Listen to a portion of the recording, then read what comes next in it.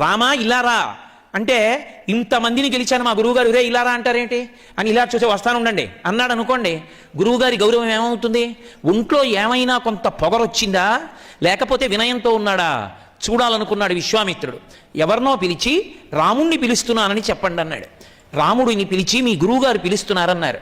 రాముడు గబగబా వెళ్ళి విశ్వామిత్రుడి దగ్గర నిలబడి చేతులు కట్టుకుని వంగి నోటికి అడ్డు పెట్టుకుని చెయ్యి గురువుగారి మీద నోటి తుంపర పడకూడదని అడ్డు పెట్టుకుని విశ్వామిత్రుడితో అన్నాడు, ఇమౌస్మము నిశార్దూల కింకరౌ సముపస్థితౌ ఆజ్ఞాపయ యథేచ్ఛం వై శాసనం కరవామకిం అన్నాడు.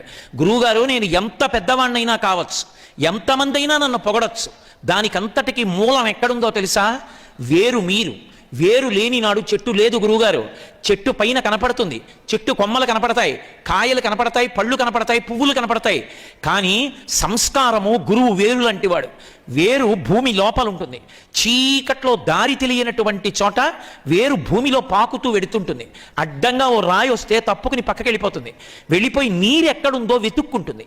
వెతుక్కుని ఆ నీటిలోకి వెళ్ళి ఆగుతుంది. అక్కడ ఉన్న నీటిని తాను గ్రహించి భూమి మీద ఉన్న చెట్టుకు అందిస్తుంది. పైన ఉన్న చెట్టు అందరికీ కనపడుతుంది, నీడనిస్తుంది. కానీ ఆ చెట్టు నిలబడడానికి కారణం పైకి కనపడకపోయినా భూమి లోపల కటిక చీకట్లో ఉన్నటువంటి వేరు. ఆ వేరు చీకట్లో వెతుక్కుంటూ నీటిని లాగి చెట్టుకు అందించి చెట్టుని బ్రతికించినట్టు గురువుగారు రాముడు లోకానికి కనపడతాడు. రాముడు ఆరాధనీయుడు అంటారు. కానీ రాముడి వెనక, రాముడి గొప్పతనం వెనక ఉన్నది మీరే. గురువుగారు మీరెప్పుడూ నన్ను పిలవడానికి అనుమానపడవద్దు. మీరు ఏ పని చెప్పినా నాకు గౌరవమే.